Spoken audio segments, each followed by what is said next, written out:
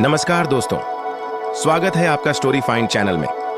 आगे भाग 2 में हम देखेंगे कैसे एक स्वप्न ने ढोला के जीवन की दिशा बदल दी और कैसे उसने तय किया वह अपने प्रेम, अपनी मारू को ढूंढने निकलेगा, भले रास्ता मौत से होकर क्यों ना गुजरे।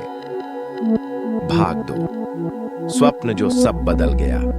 कभी कभी नियति तब जागती है जब इंसान खुद सो जाता है। ढोला के जीवन में भी वह रात आई जब एक स्वप्न ने सब कुछ बदल दिया। वह रात चांद से भी अधिक शांत थी।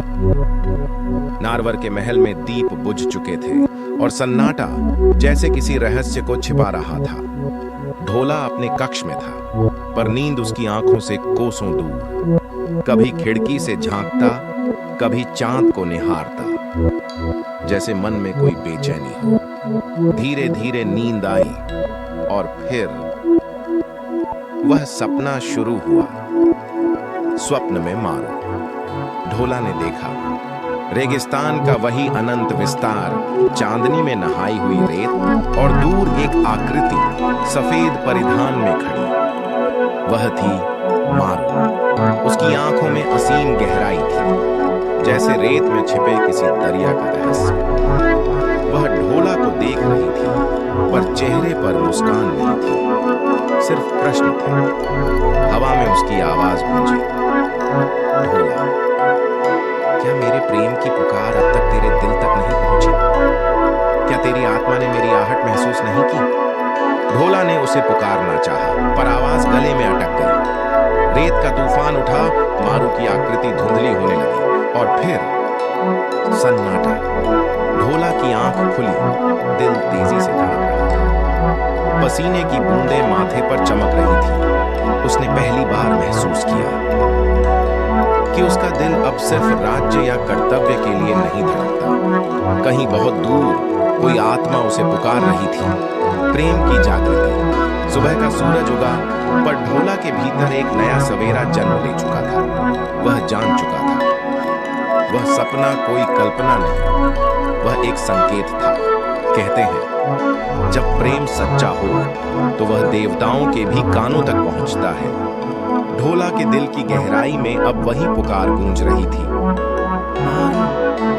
वह सोचने लगा, क्या सच में वह जिंदा है?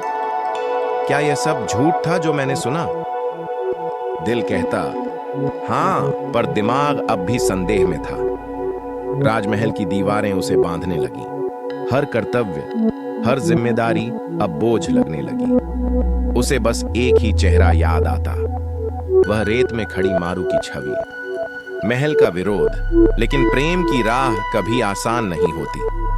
जब ढोला ने यात्रा पर जाने की बात कही तो महल में हलचल मच गई। मलवानी रानी, जिसने कभी उस झूठ को फैलाया था, वह डर गई। उसे लगा अगर ढोला सच्चाई जान गया तो उसका झूठ उजागर हो जाएगा। उसने कहा, राजकुमार, ये कैसी बात कर रहे हैं? किसी मर चुकी रानी के लिए अपनी जान खतरे में डालेंगे?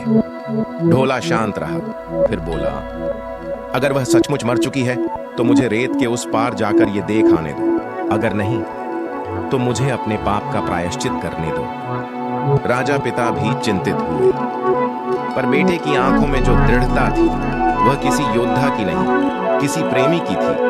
और जब प्रेमी की आत्मा जागती है तो पूरा संसार भी उसे रोक नहीं सकता। यात्रा की शुरुआत। ढोला ने अपना सर्वश्रेष्ठ घोड़ा चुना, चंदन, सफेद रंग का, तेज और वफादार। उसने तलवार कमर में बांधी, कंधे पर धनुष टांगा और माथे पर रेशमी पट्टी बांधी, जिस पर अंकित था मारू, सुबह की पहली किरण के साथ। ढोला ने नारवर की सीमा पार की। पीछे छोटा महल और आगे फैला हुआ था अनंत रेगिस्तान। कहते हैं जब ढोला निकला तो हवा में एक अजीब सी सुगंध घुल गई, मानो खुद रेत ने उसकी यात्रा का आशीर्वाद दिया। रेगिस्तान की परीक्षा। पहले दिन सब ठीक था, रेत गर्म थी, पर दिल में आग उससे भी ज्यादा। लेकिन जैसे जैसे वह आगे बढ़ा, प्रकृति की परीक्षा शुरू हो गई।